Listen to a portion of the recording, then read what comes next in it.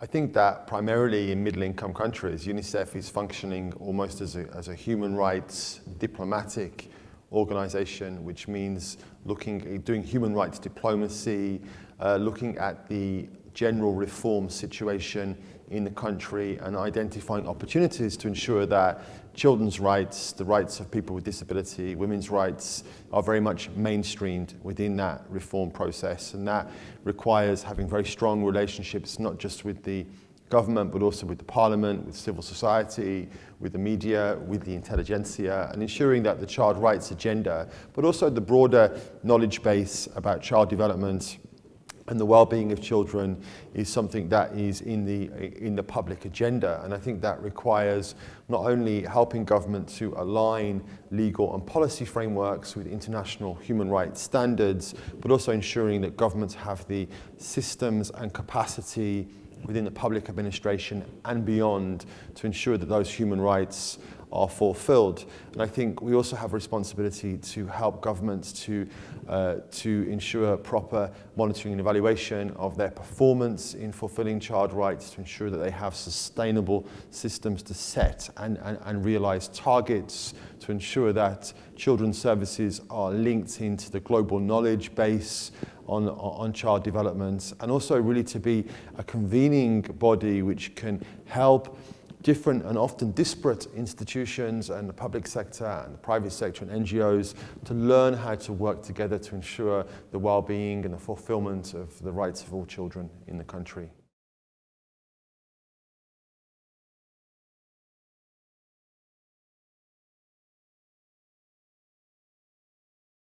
There is now much more knowledge about violence against children and its impact on their lives than we ever had before, and we learn really three things from this. The first one is that violence against children is much more prevalent than we ever thought it was before.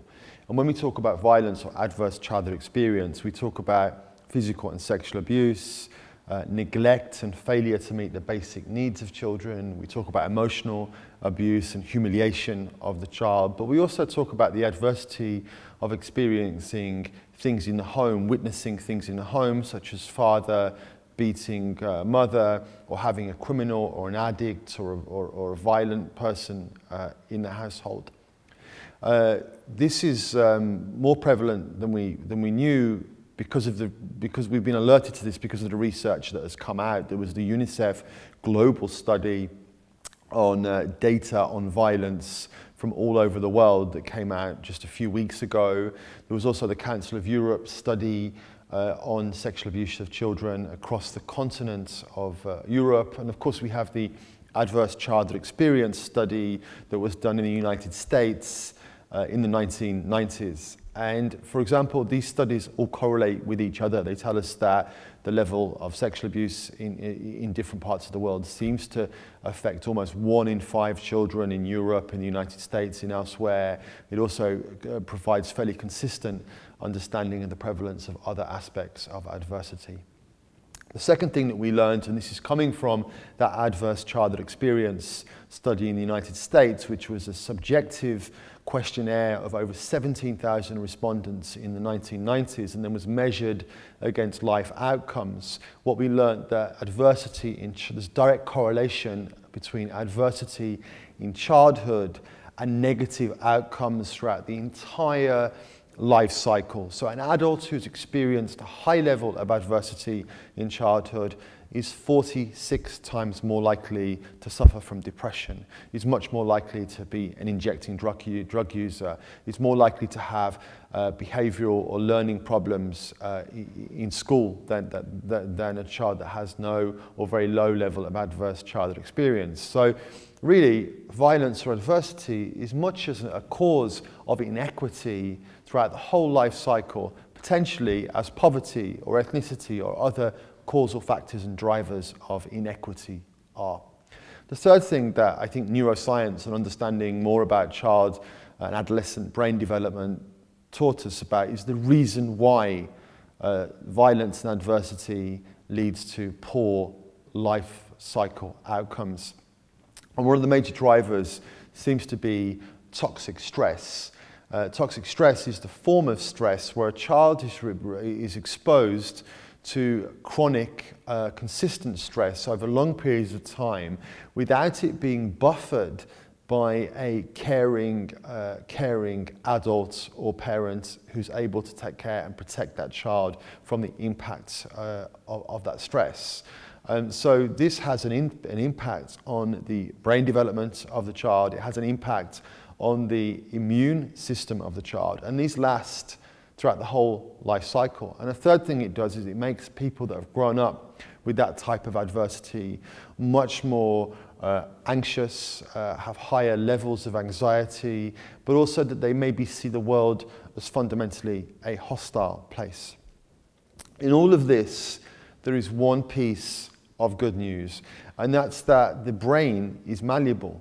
Aspects of the brain that help a young adult or a child to overcome the impact of that type of adversity can be developed and learnt, and particularly through what we call non-cognitive skill development or character development, which is something we're piloting here with schools in Montenegro, and which is being piloted in poor urban areas in high-income countries in different parts of the world.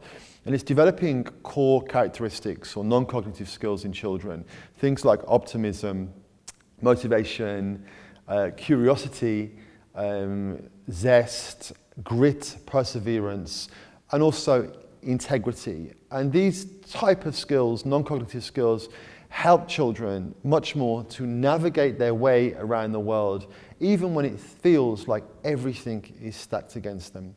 We understand that non-cognitive skills are important in tackling adversity, but there's also a lot of growing evidence that they're important in general in education for helping children to build up the type of skills to get through tests, to better learn, and to become better students in the cognitive way as well as a non-cognitive way. So we're optimistic about what we can achieve through this, and we will keep you posted on the outcome.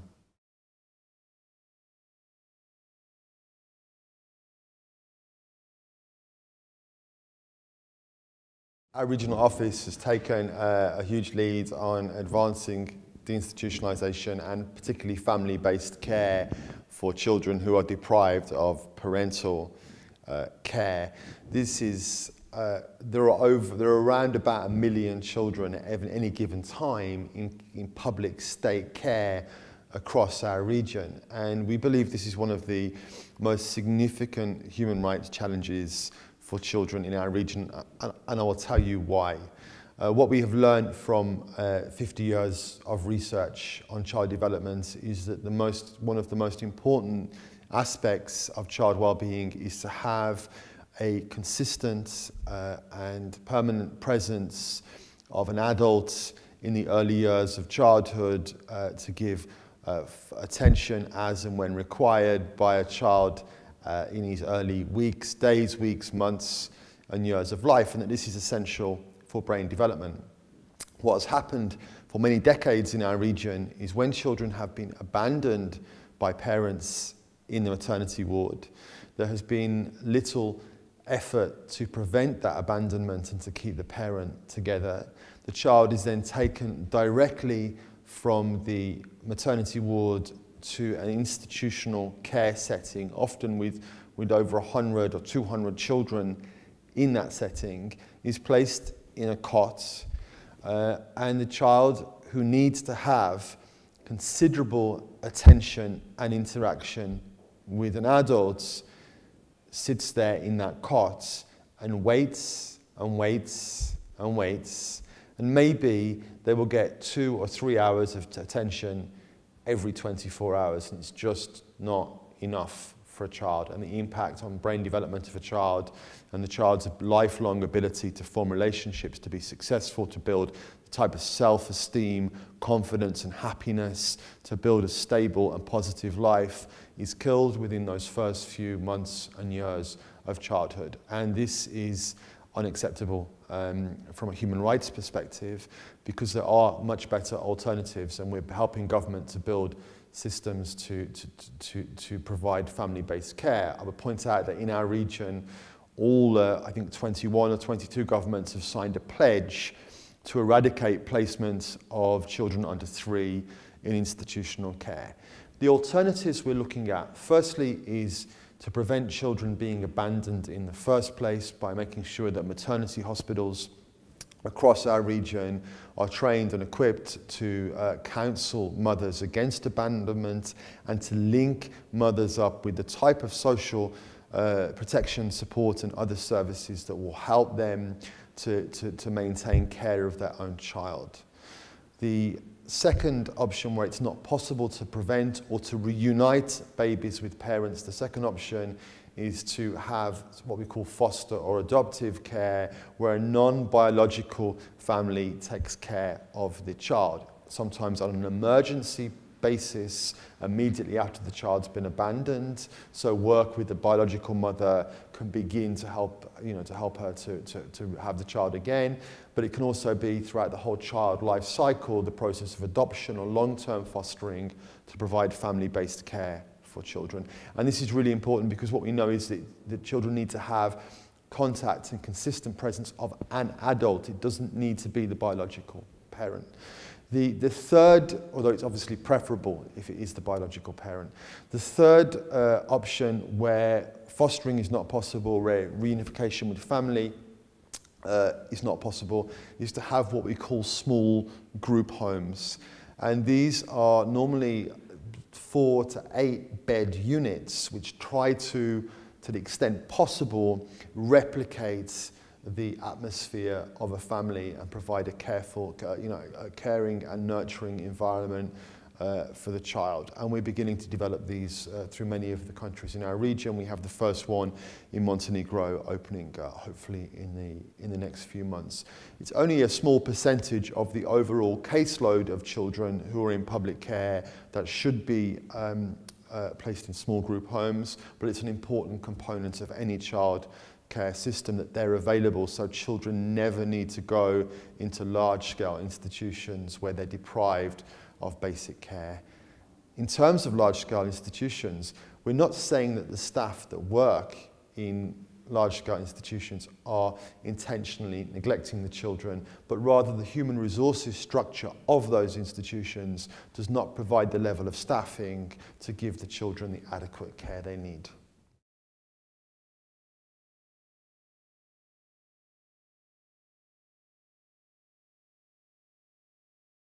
Well, I think there's a lot of hype about innovation everywhere, and really it can be a little bit of a buzzword. It's just about exploring new ways of doing things. However, it is presenting a new culture and way of thinking about the way we do things as well, and I think that's really important for the organisation. I think there are 3 reasons why innovation is really important for us at UNICEF. The first one is that we have clearly a human rights imperative to harness all of the latest knowledge and science, but also new opportunities, and to push the boundaries of what we can do to fulfill the rights of children and women, and innovation is a part of that. I think secondly, it's really important because we have had huge gains in the past decades in terms of meeting the basic needs and fulfilling the basic rights of most children. Access to education has increased globally, malnutrition has decreased, disease has decreased, and now we're focusing very much on the equity agenda, which is about reaching the most deprived and the most isolated children within our society. And many of the things that we've been doing traditionally have not been working. We need to push the envelope and to come up with new ways, try them. Sometimes we will fail, but we only learn from that type of failure and grow through that. So that's really, really important. I think thirdly, if you look at our constituency really of young people and children, the world that they're growing up in is fundamentally different to the world that we grew up in. And when they do surveys now of what type of work do young people want to do, how do they want to get involved with projects at university and other things, they're much more interested in open source, in collaboration, less in egocentric individualism. And their whole culture and their whole way of thinking and working and talking about problems is driven very much by this new culture of innovation. And we need to be conversant and to have mastery in that culture of innovation so we can engage properly with our constituency.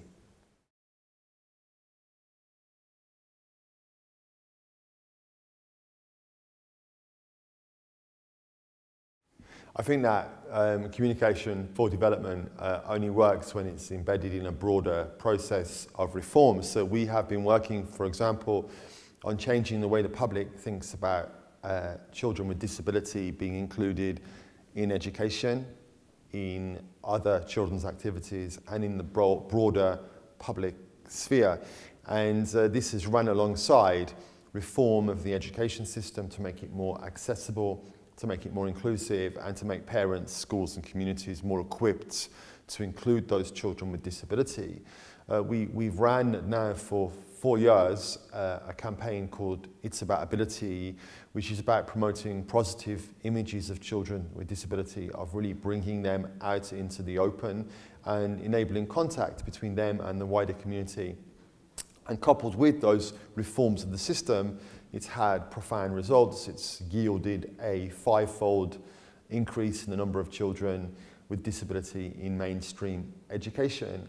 And it has also led to a reduction in the number of children with disability being abandoned by parents and being placed in institutions.